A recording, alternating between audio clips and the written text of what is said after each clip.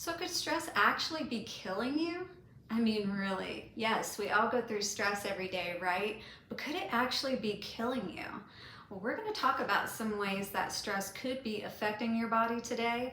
But not only that, I'm going to discuss one easy, life-saving, life-changing way that you can actually help to reduce stress in the moment, anytime, anywhere. Hi there, my name is Melissa Darrington. It's so good to meet you, or if I haven't met you yet, so good to have you here. I am the owner of Happy Medium Hypnosis. I'm located in Phoenix, Arizona, but I help my clients over Zoom so I can help anywhere in the world. So good to have you here once again. We are going to be talking about stress today and the ways it could be affecting your body and even killing you. Yes, absolutely. So starting out, what is stress? Well, it's generally that experience or that feeling that we have in our bodies whenever we're feeling overwhelmed, whenever we're feeling like we got so much on our plate, right? How many of you out there feel that way right now, maybe even, but just in general on a daily basis that you deal with stress, and maybe you don't really have good ways of helping yourself to de-stress. But we're going to talk about some ways that you can help to do that today. First of all, though, how is it affecting your body? Well, this feeling of stress, believe it or not, spreads throughout your body through the autonomous nervous system and the vagus nerve. That is connected not only to the master organ, your brain, which sends out the signals to all your organs, but it is connected to all the organs in your body. So anything that you're thinking is going to go to each area, each organ of your body, and depending on the energy that you're sending out, whether you're stressed out or whether you're more peaceful, and it's going to regulate your body accordingly. So if you're stressed out, it's going to signal to your body the same thing as if you're in the woods and you see a bear and you feel that fear and you start to run, right? It's a response. Whether you realize it or not, it is having a response on your body, every organ in your body.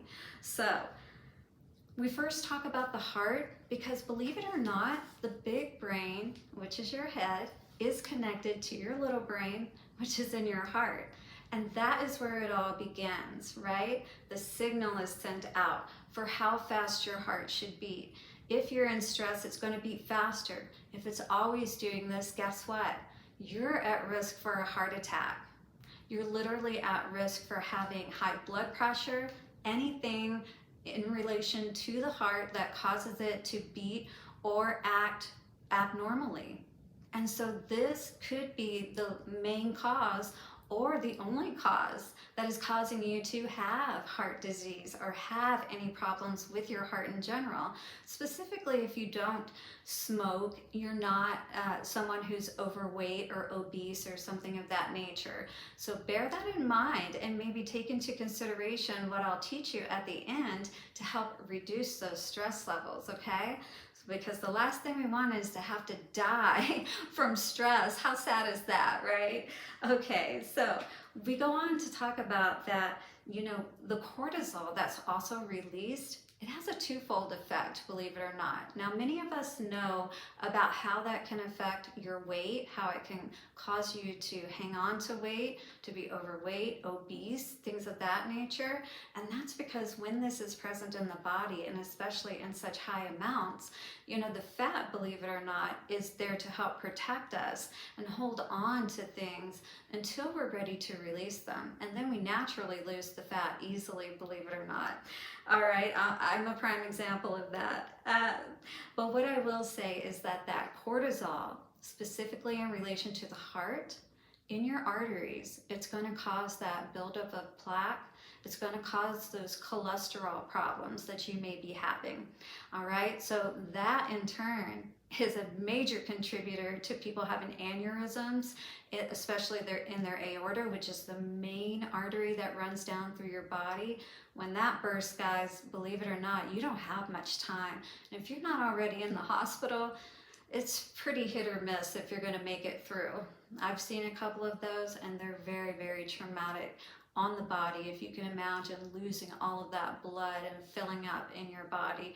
All right, so this is all about preventative maintenance. So how can we keep those stress levels manageable, because we don't want to have things like that happening, right? Having our pipes bursting, if you will.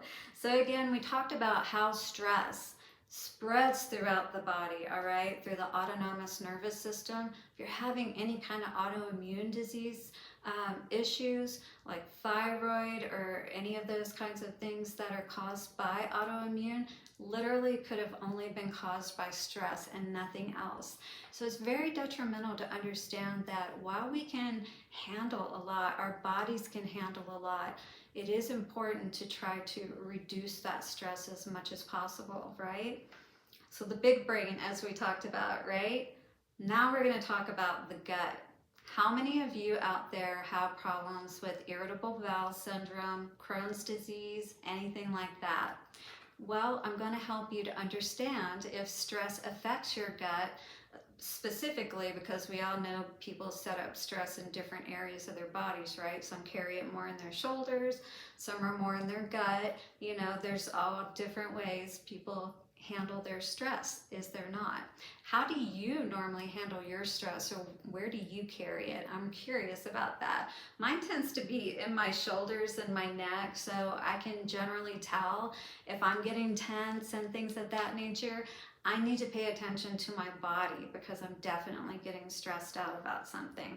So again, this big brain, you're stressed out, it's signaling to the gut, all right, that you're stressed out. And what happens? It starts to like do that clenching thing, right? It starts to more or less not operate properly. So normally we have a function for the bowel. It's a wave-like motion that generally happens and naturally, and it helps to move the food through the bowel, right? But when you're stressed out, guess what happens? In your stomach and in your, I'm going to explain both. So in your stomach when this happens, because you also have a peristalsis or a wave-like action going on there, you're creating extra acids that can cause you to have acid reflux. It can get as bad as having Barrett's esophagus, where now you're having issues with your esophagus being able to stay dilated and allow the food to go down properly. All because of stress potentially, especially once again if you have no other contributing factors like smoking and things of that nature that would cause those things. The other thing within your actual bowels, it will cause that wave-like motion to get off rhythm. And so things may not be processed through your body appropriately, absorbed appropriately, or even eliminated appropriately. So you could, again, hang on to extra fecal matter in your colon and things of that nature, just like you can hang on to extra weight. So can you see now how stress could be killing you? It's very, very important, very, very life-changing to understand too how you can help to change all of this around. So whenever the next time you're having a stressful moment, trust me, just do this. You'll thank me later. And in fact, come back and thank me later if you do try it and you find that this works. So first step, just close your eyes. Go sit in a bathroom stall. Go somewhere where you can be alone for a few minutes, in your car. It doesn't matter. Take that moment for yourself because you need it if you're that stressed out. Go sit down, close your eyes. And we're going to start to breathe, but we're going to start to breathe in a specific way. And this has been clinically shown to help reduce the stress levels by changing and affecting the vagus nerve, okay? We're shutting the brain off for a moment. We're allowing our system, if you will, to relax. So close your eyes, take a breath in 1 to 3 seconds, 1 to 4 seconds, 2 to 4 seconds, and then breathe it out, but breathe out longer than you breathe in. And that's the main key. Breathe in the shorter amount of time, breathe out a longer amount of time. This helps if you've ever done this before, maybe sometimes, and I've done this before actually, you'll automatically just take that breath. It's like your body just does it for you, but it's like,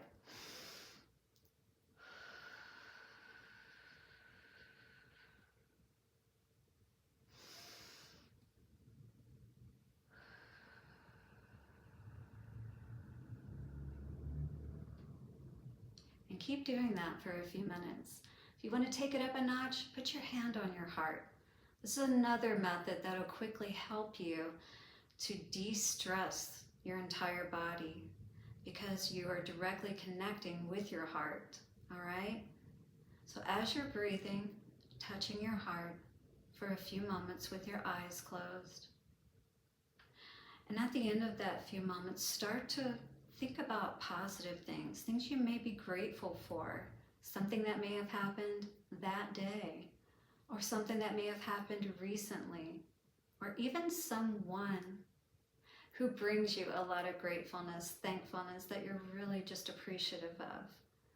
This will tremendously help you to de-stress in any moment. If you need to reach out to me, I'm on Google under Happy Medium Hypnosis.